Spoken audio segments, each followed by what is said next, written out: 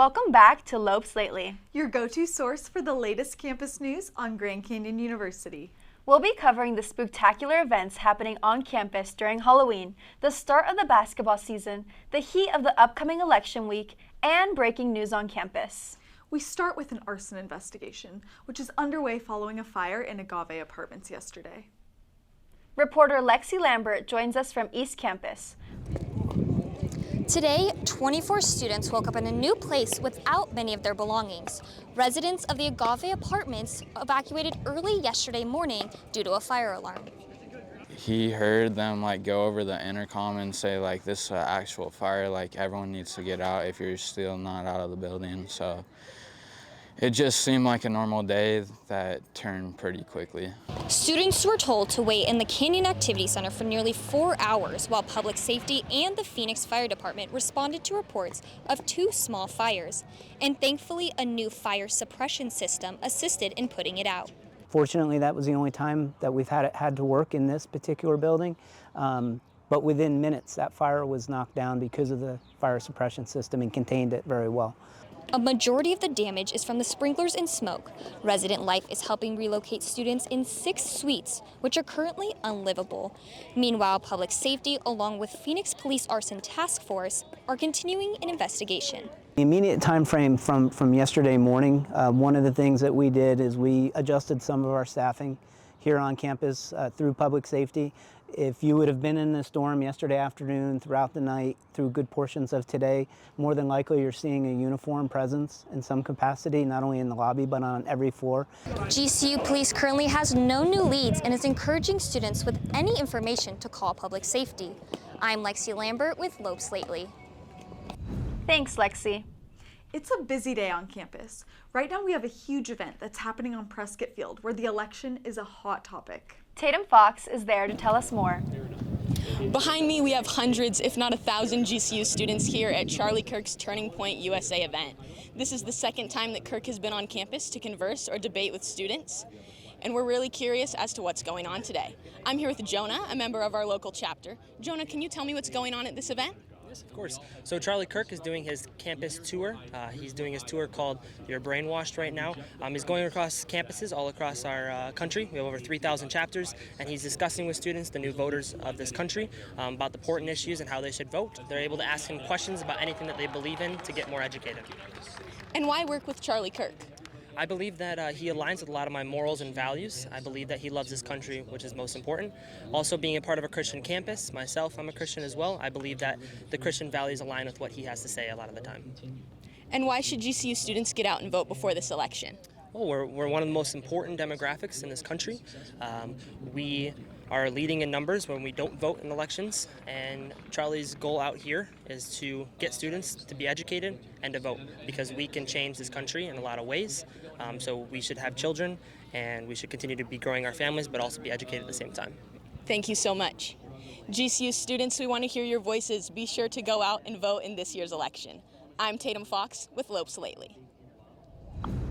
We're 8 days away from the 2024 election, and there's a lot on the ballot, including presidential candidates, local representatives, propositions, and it can all get confusing. The GCU speech and debate team wants to help students understand the policies and the candidates. So, they're hosting a town hall event on Wednesday at 1 p.m. in the Ethington Theater. The event is open to everyone. From ballots to boarding passes, GCU students have a world of opportunities at their fingertips. This May, students have a chance to dive into German culture, history, and language through a GCU study abroad trip. Taking place from May 1st to May 10th around East Germany, students will travel to Munich, Nuremberg, and Berlin with a focus on World War II. I'm excited for students to take this opportunity because study abroad really allows you to kind of go and experience the world in a really new and unique way. So being a young adult is really about kind of expanding yourself, and this really allows you to kind of see, do you like German food? Do you like going on public transit? Also like helping you navigate the busing systems, and just experiencing things abroad is really interesting. So whether you're a history buff or just a travel connoisseur, scan the QR code on your screen for more information on this great opportunity. Let's fly into our next story where Gonzales gives us details on how GCU students can honor outstanding nursing students and professors through the Daisy Foundation. Have you ever been at the hospital and noticed a pin in the shape of a daisy flower on your nurse's badge? Well, that's more than just a cute accessory. That pin symbolizes the Daisy Award, given to extraordinary nurses. And GCU nursing students have the opportunity to be nominated for this outstanding award. The College of Nursing and Healthcare Professionals here at GCU partnered with the Daisy Foundation to recognize all of the hardworking nursing faculty members and students. I think for us as a nursing student, that would just be a neat recognition to realize like all of the effort that we are putting in is actually going to pay off. I think we know that, but it's kind of just neat that we can even like get an award like this and it doesn't have to wait until we're an RN. Every fall semester, nursing students from each the bachelor, master's, and doctor program are all eligible to be nominated, along with 3 faculty nominations in the spring. It just kind of shows just the amount of dedication that you are willing to put in to work on your craft. Nursing is hard. And so it's like an encourager or like a reminder of like everything that you're doing as a nursing student is really going to pay off. And like obviously this award kind of is just a summarization of that. If you know a GCU nursing student deserving of this award, be sure to go to gcu.edu/daisy to nominate them. Nominations close November 8th at 5 p.m.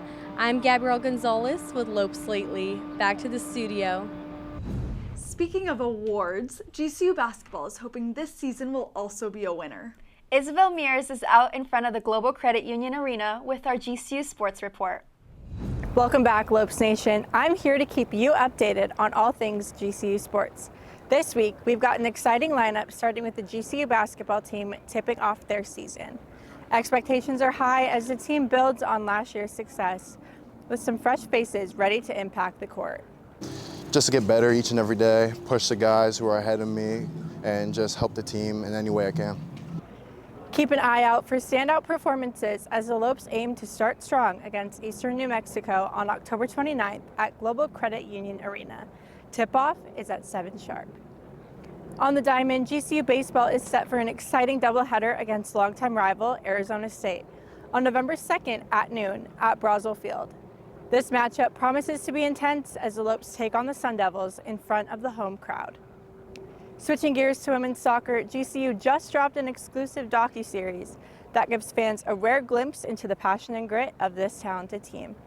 From intense training sessions to game day emotions, this series captures it all.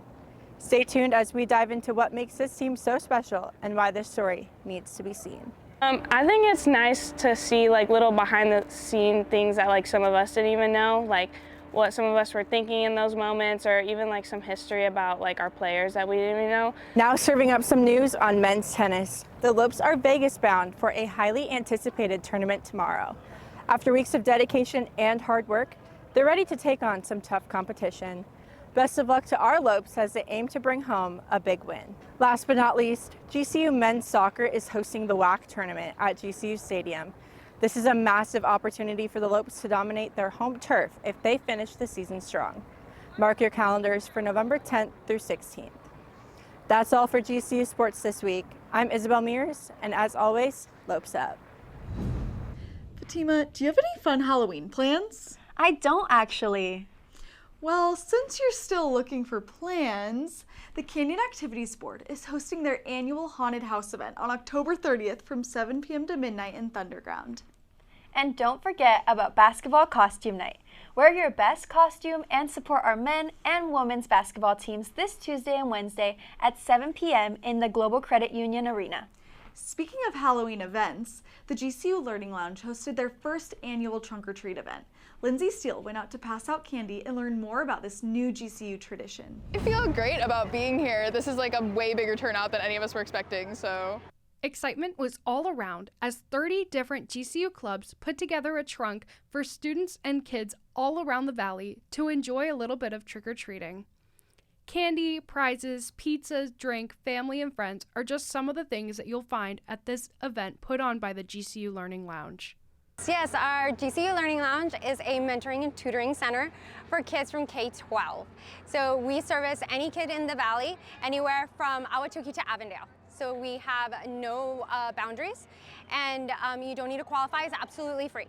So it's Monday through Friday from 3 to 8, and we are also open on Saturday from 10 to 4. Each of the GCU clubs have put together a different trunk, and if you can't tell, this one behind me is Beetlejuice. I think it just means community. It's fun just showing a smile on your face and just being, hey, I like your costume, and just bringing a smile to everyone. It's super fun.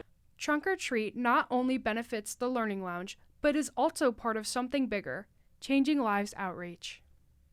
Changing Lives Outreach is a volunteer program primarily for students in behavioral health related programs, social work, counseling, psychology, behavioral health science, but it is open to everyone. But it's designed to give students the opportunity to get experience out in the community in their field and also serve the community. If you'd like to be part of Changing Lives Outreach, email changinglivesoutreach@gcu.edu for more information. I'm Lindsey Steele with Lopes Lately. If you need a costume idea, we caught up with students on campus to find out what they're dressing up as for Halloween. Maverick from Surf's Up. I'm gonna be a sailor.